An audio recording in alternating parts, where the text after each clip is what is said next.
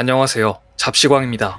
9월 1일 이집트 수에즈 운하의 통행이 또다시 마비됐다는 속보가 나오자 외신들은 이 소식을 긴급하게 타전하며 민감한 반응을 보였습니다. 지난해 3월 일본 컨테이너선이 수에즈 운하 한가운데서 좌초되면서 통행을 마비시켰고 막대한 피해가 발생했던 에버 기브노의 악몽이 되살아났기 때문입니다.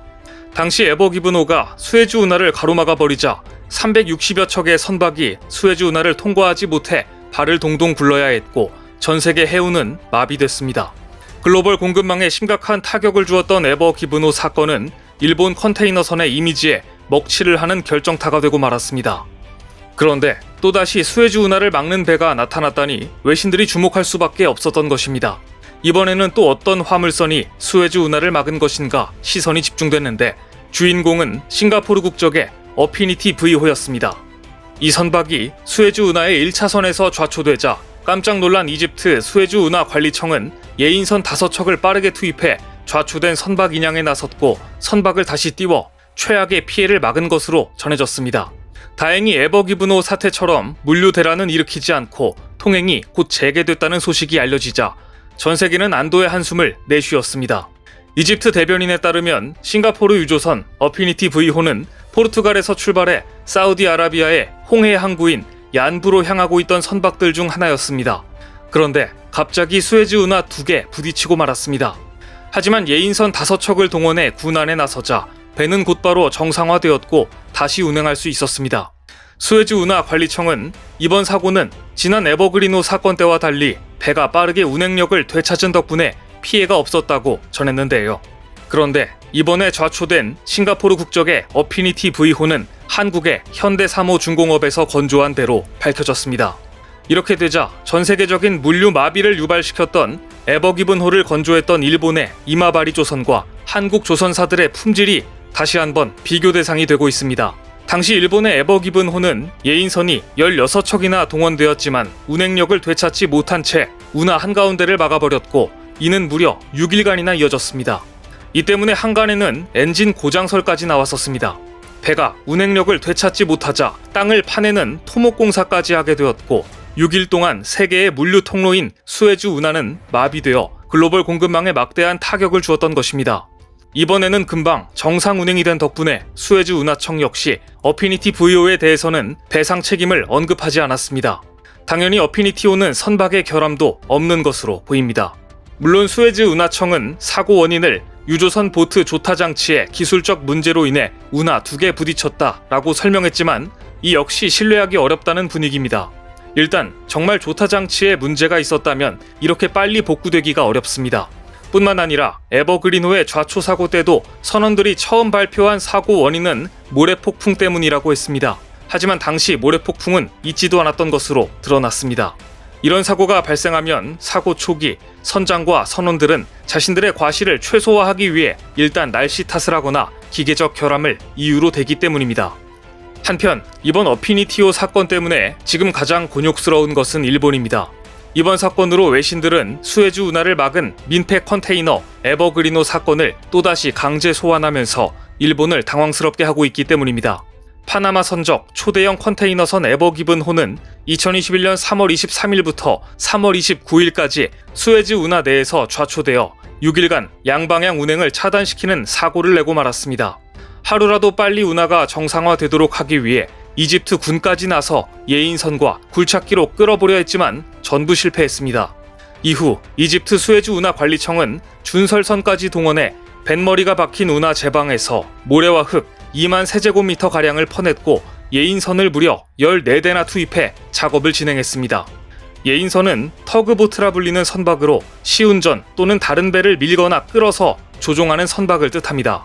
연안 및 항구, 좁은 수로에서 배가 스스로 움직이지 못할 때 이동을 용이하게 돕는 수단인데요. 이렇게 모든 수단을 강구하고 나서야 에버그린은 6일 만에 조금씩 이동했고 드디어 수에즈 운하는 다시 양방향 물류가 가동됐습니다.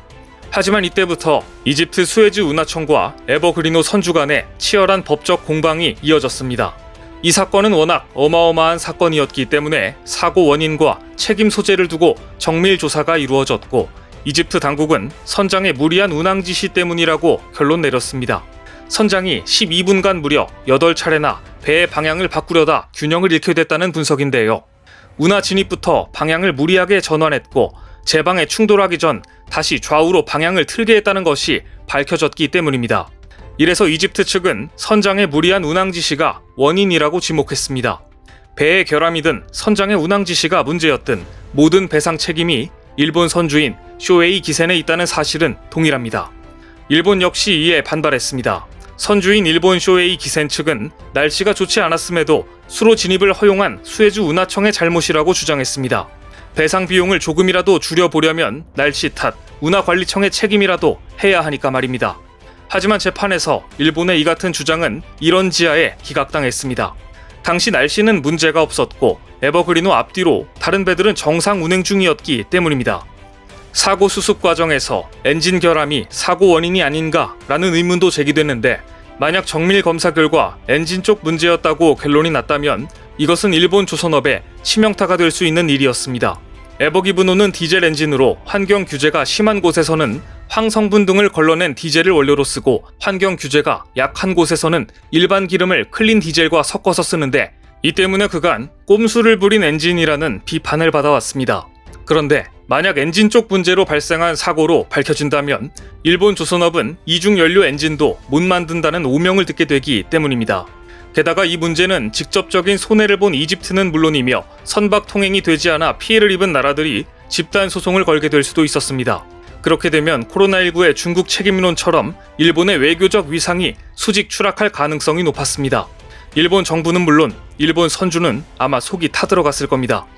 결국 오랜 재판 끝에 2022년 7월이 되어서야 수에즈 운하관리청과 사고 선박 보험사 간의 배상금 협상은 최종 타결됐고 이집트의 압류로부터 풀려난 에버기브노는 7월 7일에서야 다시 출항할 수 있었습니다.